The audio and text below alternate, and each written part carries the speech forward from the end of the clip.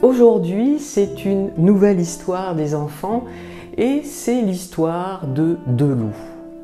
Alors c'est un vieil homme qui veut apprendre à son petit-fils ce qu'est la vie. Il lui raconte: en chacun de nous, il y a un combat intérieur. C'est un combat jusqu'à la mort. Et il se tient entre deux loups. Le premier est ténébreux, il est la colère, l'envie, l'avidité, le chagrin, le regret, l'apitoiement sur soi-même, la culpabilité, le ressenti, les mensonges. Le second, il est lumineux, il est la joie, la paix, l'amour, l'espoir, l'humilité, la sérénité, l'empathie, la générosité, la compassion. Le petit-fils réfléchit un moment et puis il demanda: quel est le loup qui gagne? Le vieil homme sourit et il répondit: celui que tu nourris. On dit que c'est une légende amérindienne. Alors, c'est une histoire qui devrait rappeler des souvenirs aux petits-enfants, à qui on a souvent parlé des loups quand ils étaient petits, dans des contes où à un moment donné, forcément, ça tournait mal, forcément à cause d'un loup. Mais cette histoire, je pense qu'elle plaira aussi aux moyens enfants et aux grands enfants, parce que là, on parle de loups intérieurs, pas vraiment de ceux qu'on trouve tapis dans une forêt profonde et sombre. Parce que, vous l'aurez remarqué, quand on parle des loups, ils sont toujours au fond d'une forêt sombre et profonde.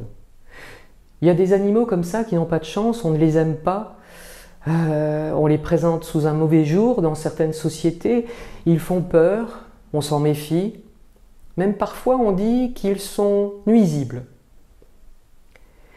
Il y a un loup qu'on va qualifier de méchant, oui. Il cumule tous les défauts, la colère, le ressentiment, l'avidité et plein d'autres aspects très négatifs qui font du mal, en tout cas, aux autres, mais aussi à soi-même. Parce que comment on peut être heureux quand on a du ressentiment, par exemple? Comment est-ce qu'on peut être heureux dans l'avidité quand on est toujours à la recherche de posséder et de s'entourer de 1000 objets et que notre vie tout entière tourne autour de cette quête unique? Et puis, il y a un loup qui a l'air bien sympa. Lui, il cumule toutes ces qualités qu'on aime chez les autres. L'empathie, la gentillesse, la sérénité, la sincérité. Je dis chez les autres parce que je me surprends à croire que souvent on attend tout ça des autres avant de s'entraîner à l'être nous-mêmes, à l'écoute, généreux, tranquille d'esprit, disponible, aidant. Au final, on peut dire qu'on a un peu des deux loups en nous, le ténébreux et le lumineux. Et dans le fil de nos pensées au quotidien, nous avons ces pensées un peu limites, on va dire, à côté de celles qui aiment tout le monde, parce que parfois c'est facile d'aimer tout le monde. Et parfois c'est un peu moins facile d'aimer tout le monde. C'est pas mauvais en soi d'avoir des pensées un peu limites, un peu négatives. Mais le problème, c'est quand elles prennent le dessus, qu'elles occupent le devant de la scène, un peu comme au théâtre. Ça devient un problème, car c'est comme la pollution ou les déchets, ceux qu'on laisse traîner derrière soi. Qu'est-ce qu'on va en faire? Et si ça salit le reste? Et si je fais comment avec tout ça dans ma tête? Si je laisse le loup ténébreux me parler toute la journée, le soir, en m'endormant, j'en voudrais à la terre entière. Et je vais m'endormir là-dessus, sur des pensées très pessimistes, très négatives, sur moi, mais aussi sur les autres. Parce que forcément, si je n'y prends pas garde, il va y avoir comme un processus qui fait qu'une chose s'ajoute à une autre, que le sale s'ajoute au sale, que le déchet s'accumule. Et vous savez bien qu'on dit qu'il faut surtout effacer le premier graffiti dès qu'il apparaît, parce que sinon les gens ils comprennent vite qu'ils sont dans un environnement sale, peu respecté, et qu'il n'y a aucun problème de rajouter un graffiti ou de rajouter un déchet ou de déposer un autre sac poubelle. Je vais changer mon dialogue intérieur, faire en sorte que ce qui sort de moi, par ma bouche, soit bon, acceptable, aidant.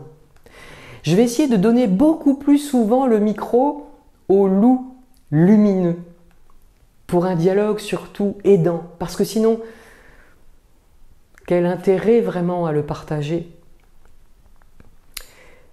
Si ma pensée, elle est limitante, qu'est-il possible d'en faire? Parce que le loup ténébreux, il est quand même là. Est-ce que je peux apprendre à l'exprimer autrement? Est-ce que je peux apprendre à faire s'exprimer le loup ténébreux de façon moins enfermante?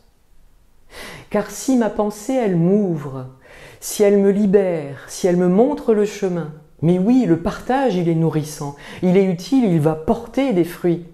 Oui, je partage la parole du Seigneur, celle qui est libératrice, celle qui vient du loup lumineux qui parle. J'ai envie de dire, qui est mon loup à l'intérieur? Celui qui me mène le plus loin, un regard lumineux, celui de ce loup lumineux. Et qui est mon loup ténébreux? Bien sûr, j'aimerais ne pas avoir de loup ténébreux en moi, ce loup qui donne des peurs, celui qui me fait faire du surplace, qui me fait parfois aussi reculer, qui me laisse avec mes ruminations interminables. On utilise souvent le terme de nuisible pour parler de ces animaux qui nous gênent ou qui nous font peur, ou qui, d'après nous, viennent, empiètent sur notre territoire. Mais mon territoire, il est fait pour accueillir des loups lumineux, et parfois, souvent aussi, il faut le reconnaître.